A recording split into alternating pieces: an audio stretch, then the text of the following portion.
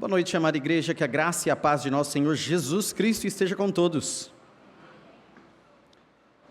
Mais um culto que Deus providenciou para si mesmo, em Cristo, usando-nos.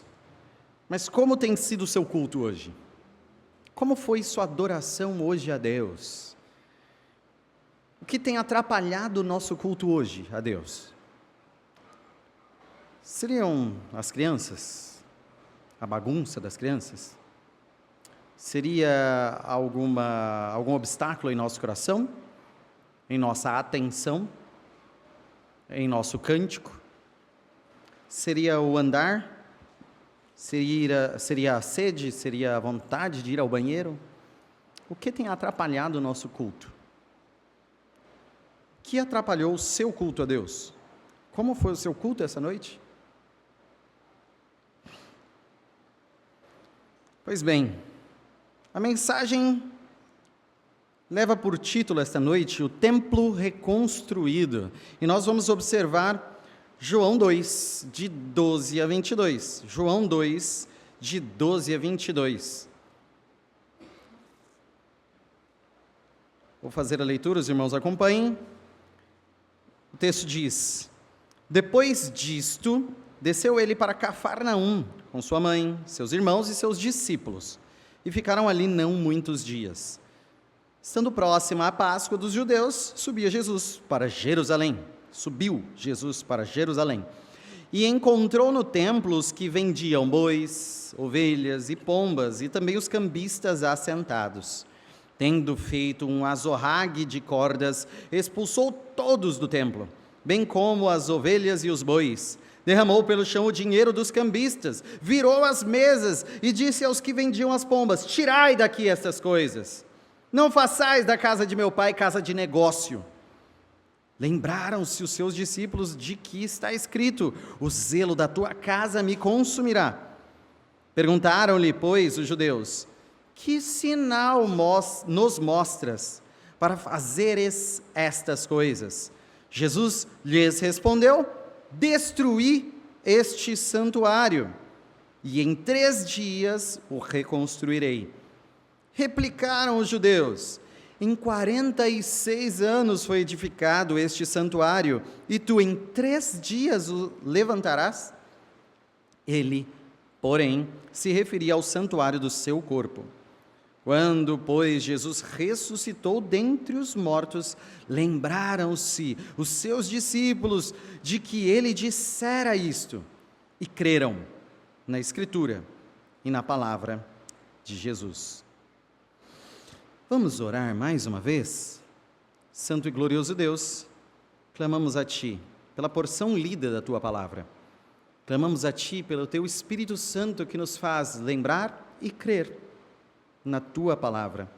Clamamos para que vejamos Cristo, ouçamos de Cristo e adoremos Cristo, crendo nas palavras de Cristo. Em nome de Jesus. Amém. Numa situação hipotética, não estou narrando nada real, mas fictícia, imaginem um judeu fiel e temente a Deus, humilde, que tinha algumas ovelhas para cuidar, e seu filho mais novo é colocado para cuidar das ovelhas, enquanto o filho mais velho está doente, com uma doença muito grave e séria. E neste tempo nasce um pequeno cordeiro, perfeito, muito bonito, e o filho mais novo, cuidador destes cordeiros, gosta muito daquele em especial. Passa um tempo, esse cordeiro cresce, a ovelha crescida, o filho mais velho é curado da doença, e o pai passa a explicar para o seu filho a importância da gratidão a Deus, e diz que eles levariam aquela ovelha, sim, a preferida, para uma oferta de ação de graças no templo. O filho se entristece, mas o ensino do pai o guia a fazer isso com fé e devoção, com adoração, mesmo em meio à tristeza, por aquela ovelha querida, cuidada, tratada. E aí, eles chegam ao templo, a família chega ao templo, ainda cabisbaixa, né, por causa da ovelha querida que está sendo levada para o sacrifício, e permeando uma gratidão e uma adoração ao Deus que curou o primogênito dessa família. E de repente, no meio dessa reflexão, eles chegam ao templo e vem o alvoroço no templo, uma perturbação, vendas, comércio. O silêncio some, o senso de adoração se esvai, a gratidão é amenizada pelo incômodo, a reflexão é substituída por pessoas se preocupando em não se perder em tanto tumulto e gente comprando, levando animais, gritando ofertas e preços.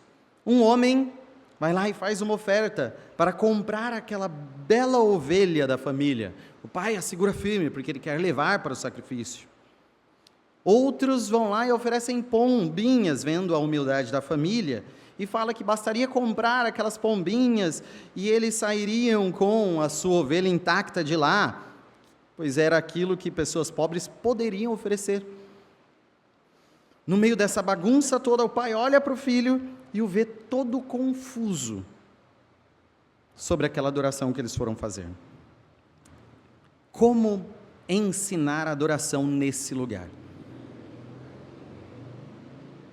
Destruíram a adoração a Deus, no lugar da adoração a Deus. A pergunta que deve nos guiar a olharmos para esse texto é: Jesus já purificou a sua adoração?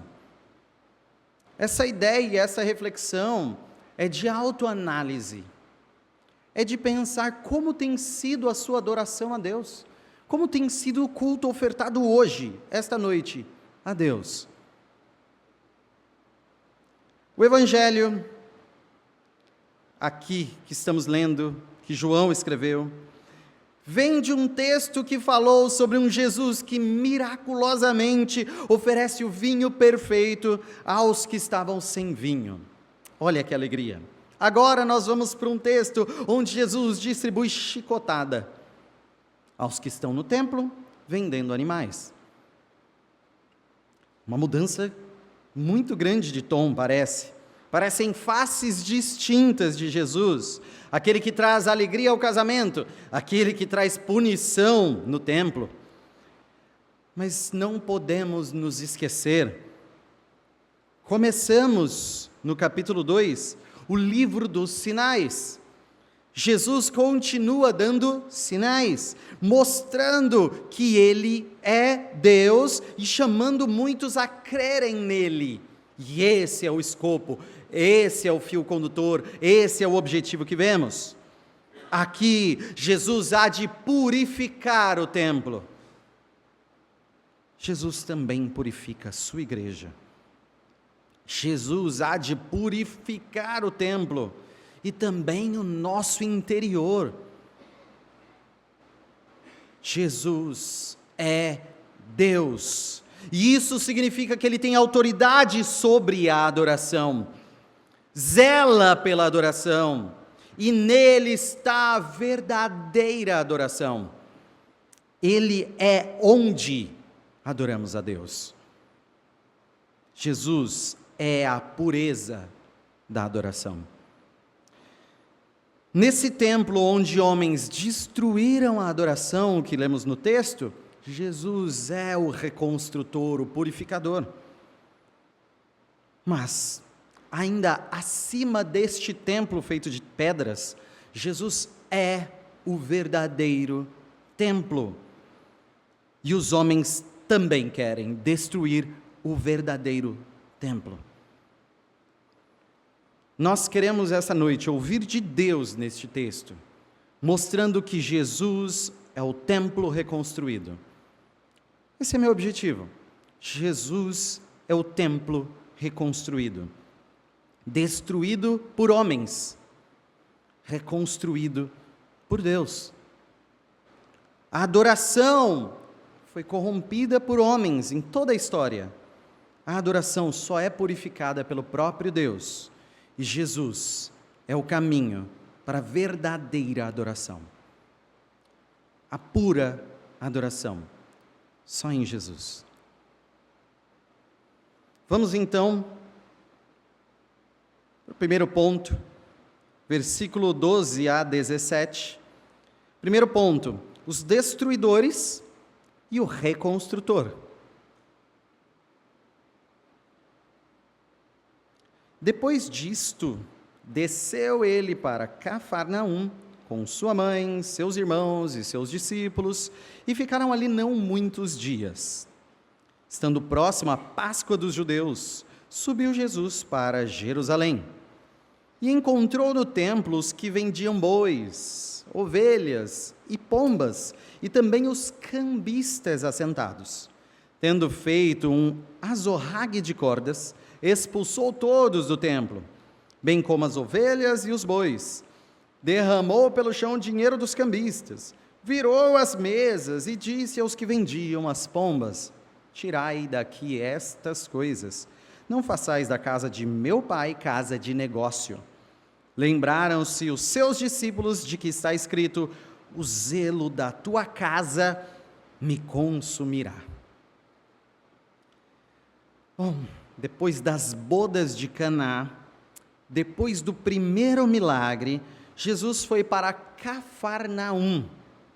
Sua família foi com ele para lá, mãe e meios irmãos, filhos de José e Maria. Foram também com ele os seus discípulos, já são seguidores fiéis, já acompanham Jesus. O seu ministério, afinal, já começou.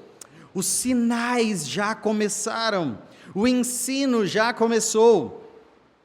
Mas a Páscoa, que há de começar, vai demandar de Jesus mais sinais, mais ensinos e mais de seu ministério ao subir para Jerusalém.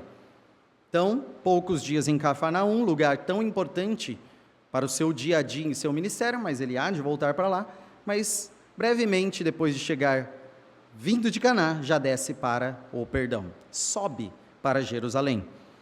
Então lá nós vemos o que chamamos de purificação do templo. Purificação do templo.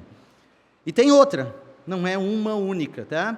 Citada na Semana da Cruz, Jesus novamente subindo para o templo. Nós vemos Páscoas sendo citadas ao longo do evangelho que João escreveu, 3 delas. É o evangelho que mais cita eventos de Páscoa aqui. E nós estamos envoltos à primeira citação. Os sinóticos, os outros evangelhos, Mateus, Marcos, Lucas, eles falam também de purificação, mas estão falando de outro evento. Então, para alguns estudiosos e teólogos, chegam a sugerir que é a mesma que João apenas cataloga aqui, porque ele está tratando de temas e puxa os eventos, mas há diferenças que nos possibilitam e nos dão confiança para dizer que essa purificação do templo, por mais que tenha semelhanças, Jesus pegar o açoite e sair expulsando todo mundo, são 2 eventos diferentes, tá? Com um formato parecido, mas 2 eventos diferentes. Então, esse daqui, narrado apenas por João. Então, o texto está falando da Páscoa dos judeus, porque estamos falando da celebração da Páscoa, que poderia sim ser feita em outros lugares, mas tinha o costume de subir a Jerusalém vários, para celebrar lá na Judeia, porque o foco aqui é estes que se deslocam e vão até a Judeia. Chamamos de peregrinos. Peregrinação, o ato de você andar para tal lugar para fazer o seu ritual religioso ou sua adoração. Então, para deixar mais claro o problema envolto à adoração no templo, em especial dos peregrinos para lá, nós estamos falando da Páscoa dos judeus.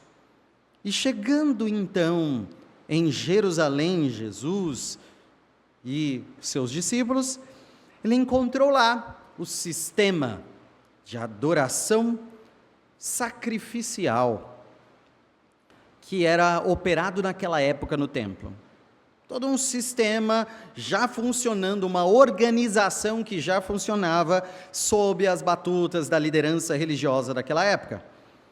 Então, estes sacrifícios tinham sido ordenados por Deus, não o sistema em si que eles estavam operando aqui. Então, realmente, Jesus estava se deparando com algo que a lei previa, ou seja, a vontade de Deus, mas também se deparando com algo que a organização deles tinha tomado, e não era da vontade de Deus. As duas coisas misturadas. Então Deus tinha ordenado por lei a Israel sacrificar bois, ovelhas, pássaros no templo. Sim, Jesus e a sua família mesmo cumpriam este sacrifício e outros sacrifícios ordenados por lei, até e desde a sua apresentação no templo, ainda bebê Jesus, conforme Lucas 2, 22 a 24, que diz: passados os dias da purificação deles, segundo a lei de Moisés, levaram-no a Jerusalém para o apresentarem ao Senhor, conforme o que está escrito na lei do Senhor: todo primogênito ao Senhor será consagrado, e para oferecer um sacrifício, segundo o que está escrito na referida lei, um par de rolas e dois pombinhos. Então aqui um sacrifício de pássaros. Isso estava previsto na lei. A família de Jesus e Jesus cumpriam a lei. Desde criança, Jesus cumpria a lei. Então a lei previa você se preparar para adorar a Deus, separando um sacrifício, condicionado à situação econômica da sua família, levando esse sacrifício ao templo e oferecendo a Deus. Porém, se nós estamos falando de peregrinos, viajar de muito longe para adorar tornava difícil. Em alguns casos, tornava muito caro levar animais para sacrifício. Imagine viajar muito distante carregando ovelha. Imagine ter que atravessar o mar carregando animais e pagando por essa bagagem. Imagine. Muitos, então, seja por comodidade, seja colocando uma possibilidade a mais de manter os sacrifícios para peregrinos, decidiram criar uma organização de vendas. E aqui, vendas no pátio do templo, ou pátio dos gentios. Então, o lugar das nações, o lugar dos estrangeiros, estava completo de vendedores. Várias mesas, várias vendas. Venda de bois, venda de pássaros, venda de ovelhas, tudo isso sendo operado lá. Tudo para o sacrifício. Tem uma ideia religiosa por trás dessas vendas. Esse texto, nesse evangelho, não foca em si no problema do uso do pátio dos gentios, mas isso pode ser trazido na reflexão da segunda purificação do templo, nos outros evangelhos, onde Jesus expulsa os mercadores também com azorrague e cita que a casa de oração para todos os povos estava sendo corrompida por ladrões. Casa de oração para todos os povos, ou seja, o lugar das nações estava ocupado por venda. Então, mostrando que judeus estavam povoando de comércio o lugar de todos os povos virem e adorarem a Deus. Lucro, não adoração. Ladrões, não adoradores. Mas ainda assim, os textos todos criticam a falta de pureza na adoração. Esse é um elo que liga essas duas purificações. Falta de pureza na adoração. Não somente vendedores, para completar aqui, também os cambistas, aqueles que trocam moedas. Então, os peregrinos vinham de longe para adorar, trazendo moedas de várias localidades, não eram moedas unificadas. Estamos falando como se fosse, hoje em dia, vários países, cada país tem sua moeda oficial, então, atravessando países, naquele momento, em diversas localidades, diversas moedas. O conceito de país não era igual de hoje em dia, tá? Então, eles vinham com as moedas da sua localidade e precisavam trocar, muitas vezes, não só para comprar animais, mas para pagar a taxa do templo. A taxa do templo. Um tipo de pedágio para os homens irem ao templo. Então, pode ser que, se você chegasse com uma moeda distinta, o vendedor vendesse para você e depois ele mesmo trocava a moeda. Mas não a taxa do templo. O pagamento de todos os homens judeus deveria ser feito em moeda da região de Tiro, uma região um pouco ao noroeste de Jerusalém. Por que a moeda dessa região? Por causa da pureza da prata, padronizada daquela região. Então, uma definição justa de imposto pago igualmente por todos os homens. Então, essa era a ideia. Porque um chega com uma moeda que tem uma mistura muito maior, é outro valor. Outro chega com outra moeda de prata, com outra mistura, é outro valor, por mais que sejam moedas de prata. Então, o imposto do templo era padronizado. Só que aí todo mundo chegava com a sua moeda e tinha que trocar por esta moeda de prata, da região de Tiro. Então, você veio com a sua moeda da sua localidade, procura um cambista, troque pela prata determinada, prata tíria, pague o imposto do templo. Então, os cambistas estavam lá para facilitar isso, convertiam na moeda aprovada pelo sacerdócio, tirando o preço do seu serviço. Cenário está montado, todos entenderam como funciona a questão do templo. Você veio de viagem, basta trazer seu dinheiro, você adora a Deus. Você veio de viagem, basta fornecer o lucro daqueles que estão vendendo, que você está cumprindo a sua ideia de adoração.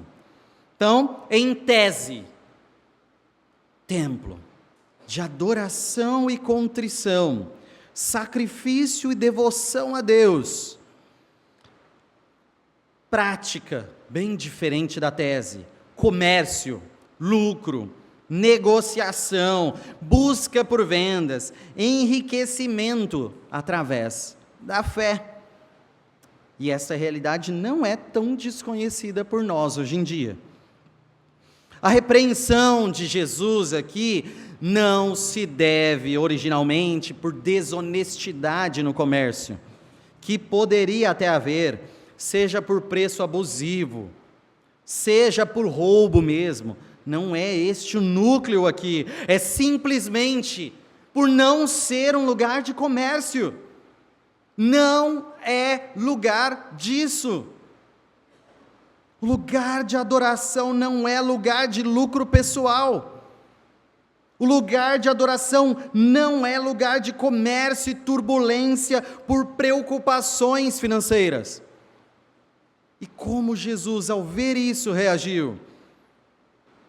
Pegou cordas, fez um azorrague, um chicote com aquelas cordas, e tocou de lá os animais, os vendedores, os cambistas, derrubou dinheiro, virou mesa.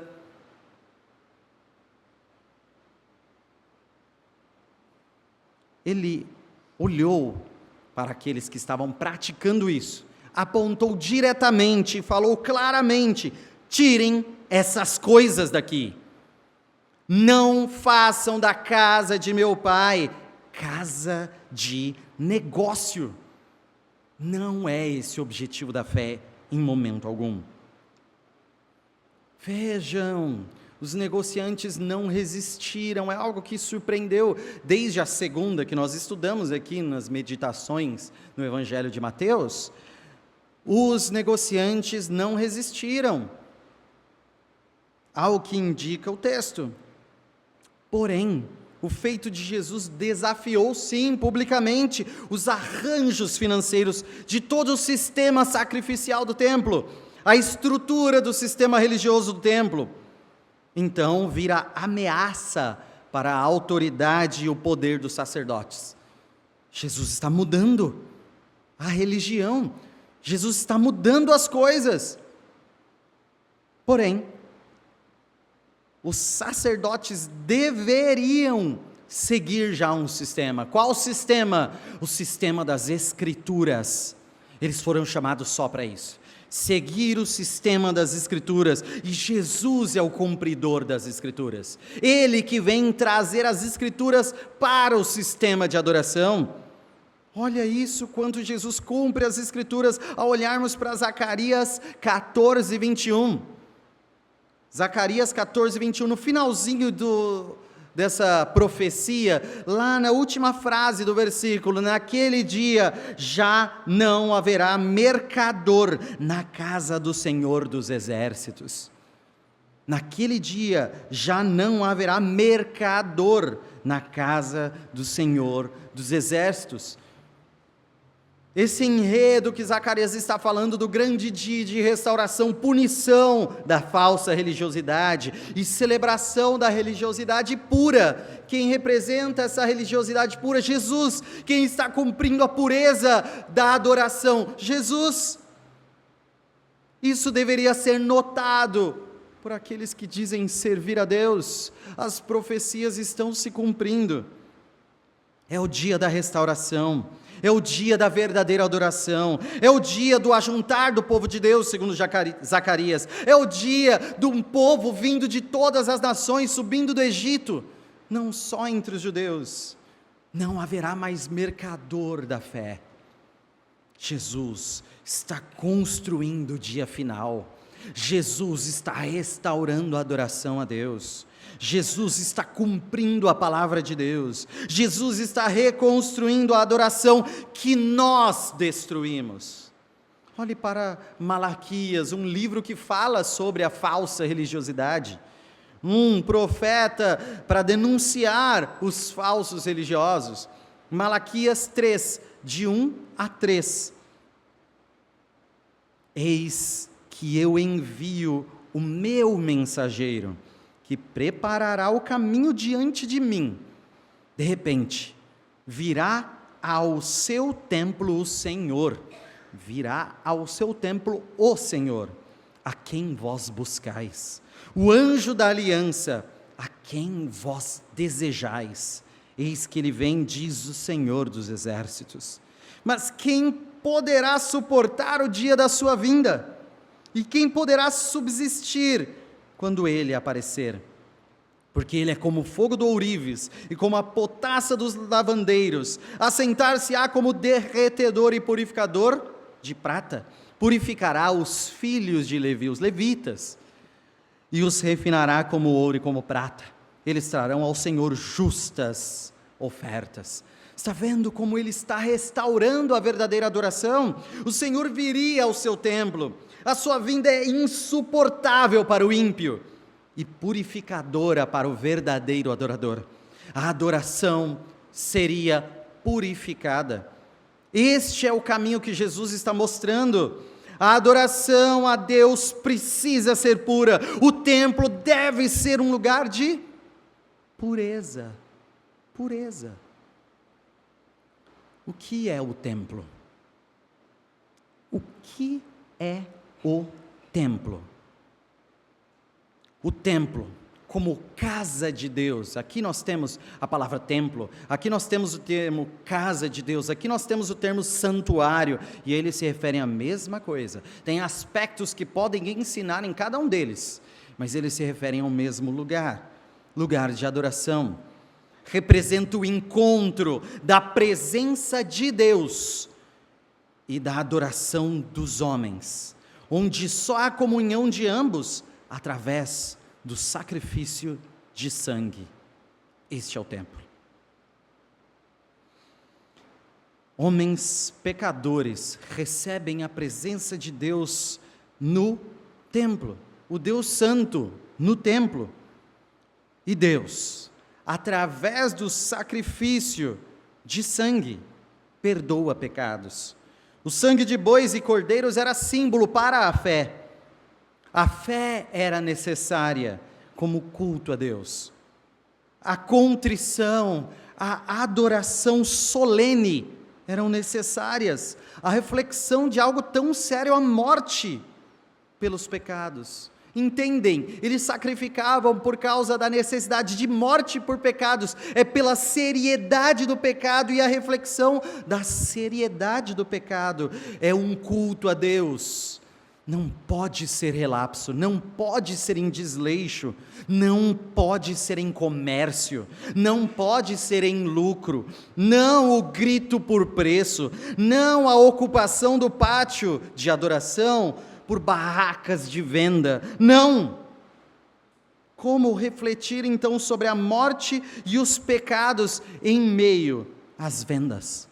Como refletir sobre a seriedade da adoração a Deus em meio à bagunça do interesse pessoal? Não pode ser assim. E Jesus agiu com vigor, mas não confunda o vigor de Jesus com crueldade. O gado, as ovelhas não são tocados por palminhas e passar a mão na cabeça.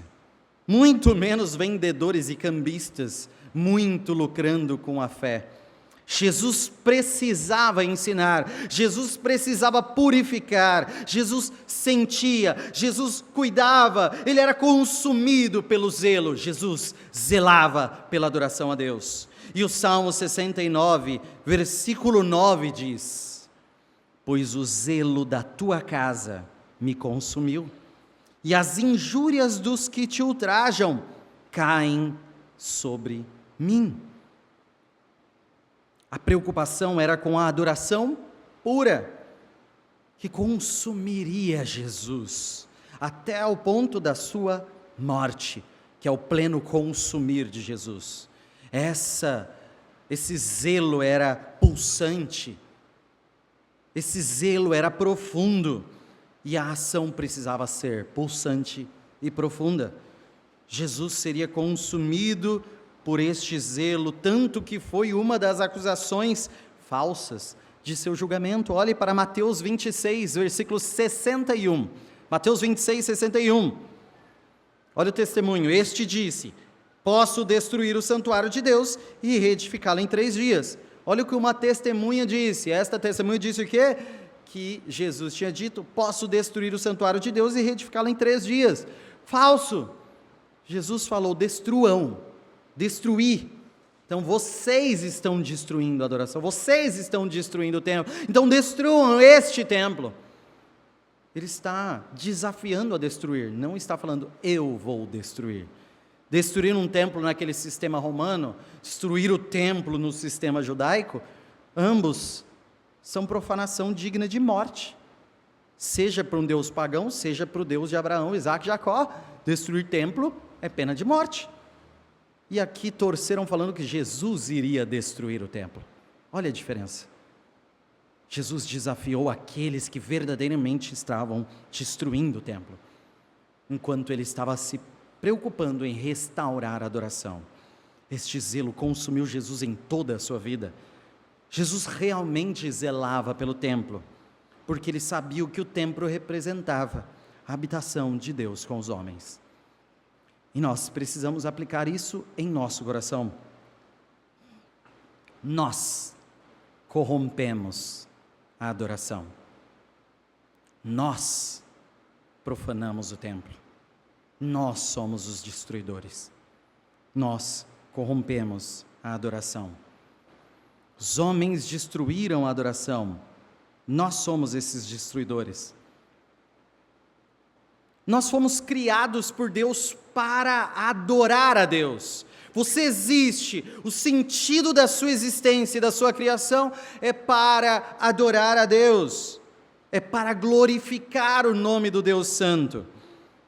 Mas nós, com o nosso pecado, destruímos a adoração e lutamos contra a glória de Deus. O culto a Deus foi transformado por lucro a nós mesmos. Nós buscamos o nosso ganho pessoal, não o verdadeiro culto. Pessoas hoje em dia, tal como em toda a história, vendem a fé, prometem bênçãos em troca de dinheiro, vendem lugar VIP no culto, vendem óleo da unção, vendem água do Rio Jordão, ou vendem a ideia de que o dízimo é um investimento para retornar com lucro. E várias outras vendas que, se eu abrir aqui para vocês falarem o que já ouviram, a gente vai dar muita risada, onde nós deveríamos chorar bastante. Vende-se Jesus, igual Judas fez através de moedas de prata. Até hoje, vende-se Jesus para ganho pessoal. Tantas vezes corrompemos o lugar de adoração, perturbamos o lugar de solenidade, de contrição, de temor, agitamos onde deveria haver cessação, fazemos turbulência onde deveria haver o calar-se.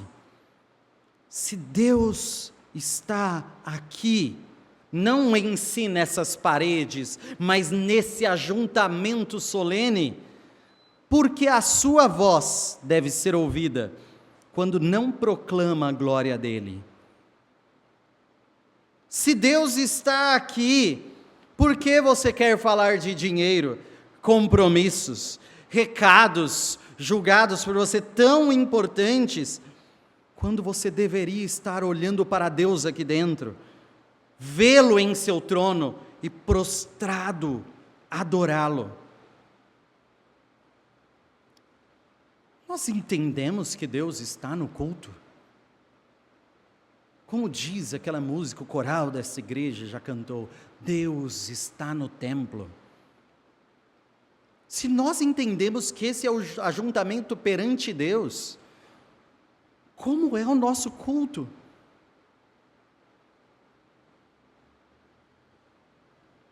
Por que tanto saímos e entramos? Por que tanto bagunçamos? Por que esquecemos da solenidade? Quem despreza a adoração, senão nós? Quem trata de seus interesses, enquanto outras pessoas estão olhando para o sacrifício mais especial de toda a história, Cristo? Porque essa realidade ainda se encontra entre nós. Se Cristo entrasse agora neste culto, estaria com um chicote? Se Cristo olhasse para você, o castigaria por amor de seu culto? Jesus reconstrói a adoração. Precisamos ainda no nosso coração entender que Jesus reconstrói a adoração. O nosso Cristo não nos abandona a nós mesmos. Ele vem, e vem com o azorrague. Ele faz o necessário para nos purificar.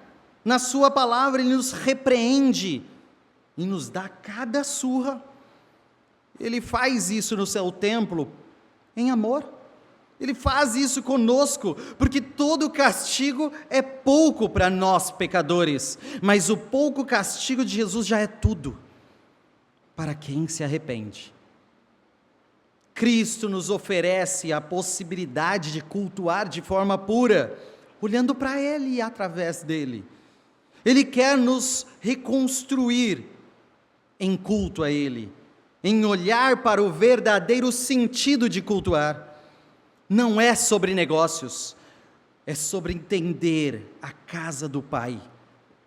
Não é sobre dinheiro, é sobre entender a essência do sacrifício. É entender o preço da adoração e da comunhão com Deus em morte e morte da ovelha perfeita. Jesus está reconstruindo a adoração. Jesus está reordenando todas as coisas neste mundo. Por isso, e para isso, Ele mostra o verdadeiro sacrifício e o verdadeiro templo. E nos encaminha para o segundo tempo, o segundo ponto. O reconstrutor, reconstruído. Jesus, o reconstrutor, reconstruído. Vamos para os versículos 18 a 22.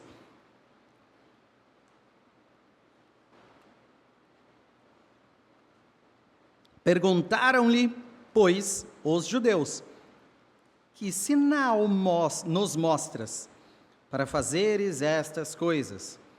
Jesus lhes respondeu: destruí este santuário, e em 3 dias o reconstruirei. Replicaram os judeus: em 46 anos foi edificado este santuário, e tu em 3 dias o levantarás? Ele, porém, se referia ao santuário do seu corpo. Quando, pois, Jesus ressuscitou dentre os mortos, lembraram-se os seus discípulos de que ele dissera isto, e creram na Escritura e na palavra de Jesus. Olha a novidade: judeus pedindo sinais. E se Jesus está aqui mudando costumes das autoridades judaicas, se ele está alterando a organização do sistema de sacrifício do templo, há o direito de se questionar a autoridade dele. Supostamente há. Porém, esse questionamento é interessante de ser observado. Essa purificação do templo é uma novidade, claro. Exige credenciais de autoridade, claro. Mas o questionar Jesus também mostra algo sobre os questionadores, problemas dos questionadores. 2, pelo menos. O primeiro, eles não querem olhar para si mesmos. O ser humano tem uma resistência muito grande em trazer para si a reflexão e se expor como culpado. Ele quer se defender. E eles não queriam refletir, ver a realidade apontada por Jesus sobre a situação do templo, dispostos a deixar a pureza de lado em prol da autoridade que eles querem conferir. Essa é a disposição do coração deles. Vocês estão errados. Eles não querem olhar o erro, eles querem entender quem é a autoridade que está apontando o erro. Questionados, ao invés de olhar para nós mesmos, nós queremos sempre apontar para quem questiona. Será que nós também estamos tentando nos defender?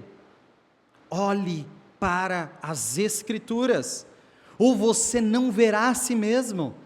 Olhe para as Escrituras como um espelho da sua alma, e entenda que está falando sobre você. A grande reforma, a grande mudança na adoração está narrando sobre você. O segundo problema é que havia uma suspeita de que Jesus seria um verdadeiro profeta. Existia. Se ele fosse um doido batendo em gente lá, batendo em animal, já tinha um sistema todo para tratar o doido e prender doido. Isso já tinha, os romanos estavam ali perto, tinha uma torre de vigia ali do lado.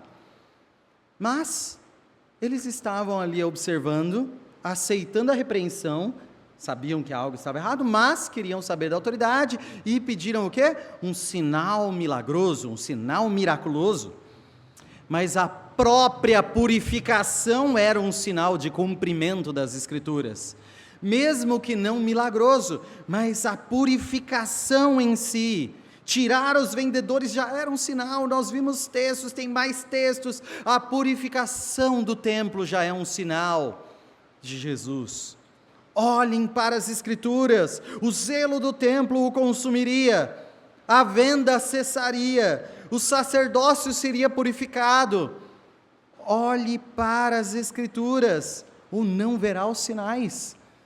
Não adianta pedir um milagre de Deus, que mesmo ressurreto dentre os mortos, se você não crer nas Escrituras, não verá nada. Seus olhos permanecerão cegos, você continuará dormindo na fé.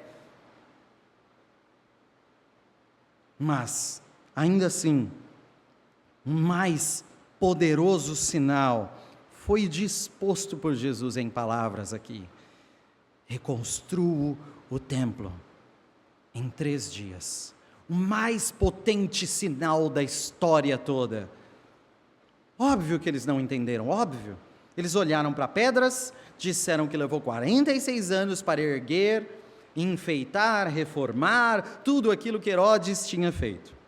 Ele não reconstruiria em 3 dias. Mas não era isso que Jesus estava ensinando. Não era um serviço feito por homens, de mãos de homens, que Jesus estava dizendo que seria o sinal da sua autoridade. O templo reconstruído em 3 dias seria por mãos divinas, como testemunhado em Marcos 14, 58, também nas acusações. Nós o ouvimos declarar: eu destruirei este santuário edificado por mãos humanas, e em 3 dias construirei outro, não por mãos humanas. Esse foi o testemunho falso, novamente, nesse âmbito de falar que Jesus queria destruir aquilo, mas falando: olha, isso é mãos humanas, mas o que eu vou reconstruir não são mãos humanas. Verdade. Nesse aspecto é verdade. Jesus não estava falando de mãos humanas, nada que o homem pode fazer, nada que você pode operar, daquele inimigo último que Jesus vence, a morte. João já nos avisou ali no versículo 21, que Jesus se referia ao próprio corpo como substituto maior e perfeito do templo. Jesus está nos ensinando algo grandioso aqui. Jesus, o próprio Jesus, seu corpo físico substituiria o templo. O que era o templo? O que era o templo? O templo como casa de Deus, que representa o encontro da presença de Deus e a adoração dos homens, perfeita mediação entre ambos, onde só há comunhão através do sacrifício de sangue. O templo era a manifestação de Deus ao homem. Jesus é a perfeita manifestação de Deus ao homem. Jesus é Deus. Isso já está defendido. João já narrou isso no Evangelho, seja no primeiro versículo: no princípio era o verbo estava com Deus, o verbo era Deus. Ou no versículo, ainda no primeiro capítulo, versículo 14, e o verbo se fez carne e habitou entre nós, cheio de graça e de verdade, vimos sua glória, como a glória do unigênito do Pai. Jesus é a perfeita manifestação de Deus ao homem, Ele é o perfeito templo. O templo representava a habitação de Deus sobre a terra. Jesus é a perfeita habitação viva de Deus sobre a terra. Jesus é o cumprimento de tudo o que o templo significava. Vá, leia Levítico e a purificação, veja o tabernáculo, leia a lei de Moisés, veja tudo que foi indicado, veja depois o templo e todo o ritual do templo, tudo simbolizava Jesus. Jesus é o perfeito cumprimento do templo. Jesus é o lugar de toda verdadeira adoração, tema que será revisitado no capítulo 4.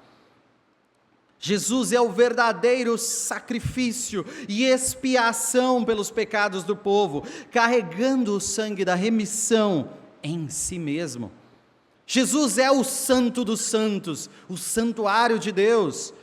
Jesus é o véu rasgado através do seu corpo partido por nós e o nosso acesso a Deus.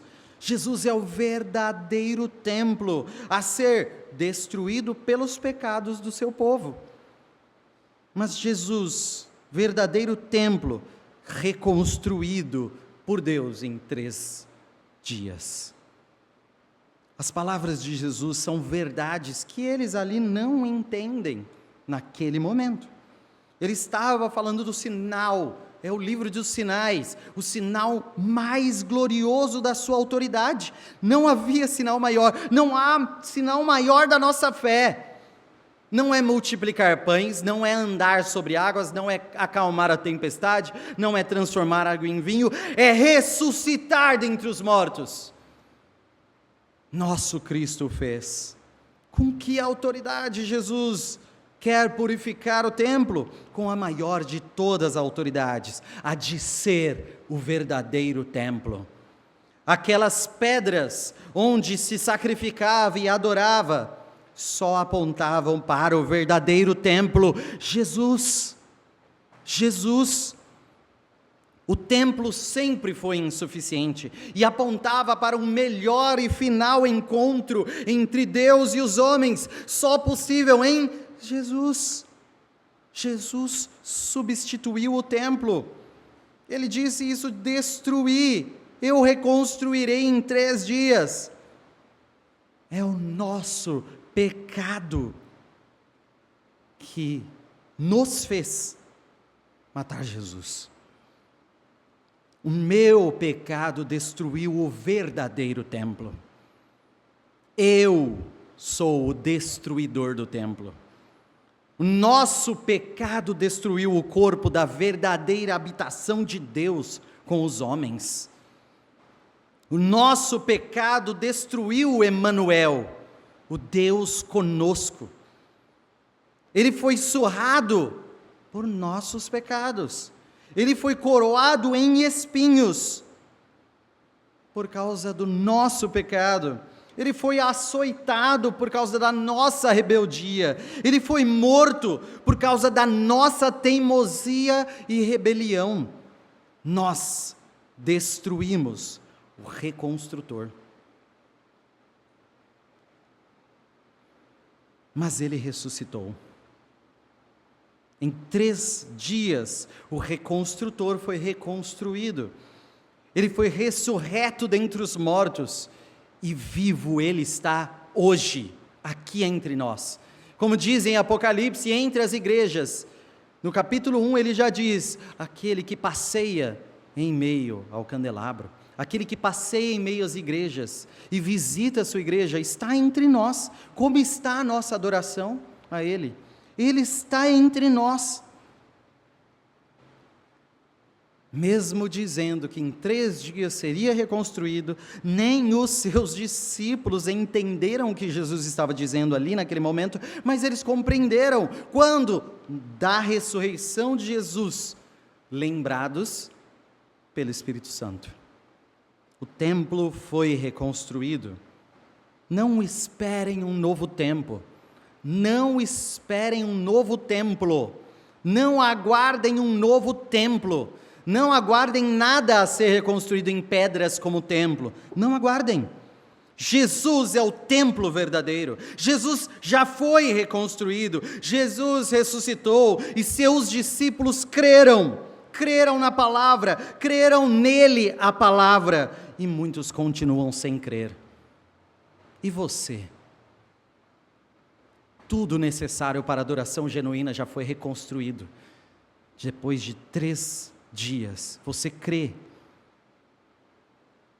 Precisamos aplicar isso em nosso coração. A verdadeira adoração é em Cristo. A verdadeira adoração é em Cristo. Jesus é a pureza da nossa adoração, verdadeira adoração, pura e santa. Só nele, só nele. Ele é o ponto de contato, não há outro. Ele é a habitação de Deus, não há outra. Ele é como vamos ao Pai, não há outro caminho. Ele é como adoramos a Deus, não há outra forma de adorar, não há outra forma de purificar a nossa adoração. Só Ele purifica, só Ele redime, só Ele restaura a adoração a Deus. Só Ele conserta a nossa vida de pecado para sermos glorificadores do nome de Deus. Só em Jesus, só nele somos aceitos em nossa adoração. Notem o que nós cantamos hoje, notem o que foi lido desde o começo. Glória e majestade estão diante dele, força e formosura no seu santuário. Qual é o santuário senão o nosso Cristo? Nele está toda a força, nele está toda a formosura. Qual é a nossa adoração? Que em contrição Alex orou dizendo: aceita a nossa adoração. Como sermos aceitos se não estivermos em Cristo? Só nele somos aceitos por Deus, só por seu sangue, só por seu corpo, só por Jesus e por Ele exclusivamente. Por isso nós cantamos: só Cristo, só Jesus. Não adianta procurar outro nome, não adianta adorar sem este nome, não adianta procurar no templo de Atenas ou Zeus, não adianta procurar o Deus verdadeiro num templo físico entre os judeus hoje, só em Jesus. Quer adorar a Deus? Vá a Cristo. Quer saber se o seu culto foi genuíno e aceito? Vá a Cristo. Olhe para a cruz. Veja se você está totalmente confiado em Jesus Cristo. Se você está confiante no sacrifício de Cristo. Se você descansou na obra de Cristo. Quer uma adoração pura a Deus? Só em Jesus. Concluindo, Jesus já purificou a sua adoração? Nós terminamos o nosso texto dizendo que eles creram na Escritura e na palavra de Jesus. Este é o grande divisor de águas. Basta crer e viver nessa fé. Verdadeiramente crer é viver nessa fé, olhar para as Escrituras, crer na palavra de Jesus e ter as suas ações todas moldadas por essa fé. Jesus é o templo reconstruído. Como está a adoração na nossa igreja? Firmada em Cristo. Você tem segurança disso? Firmada em Cristo, o verdadeiro templo reconstruído, Deus ressurreto.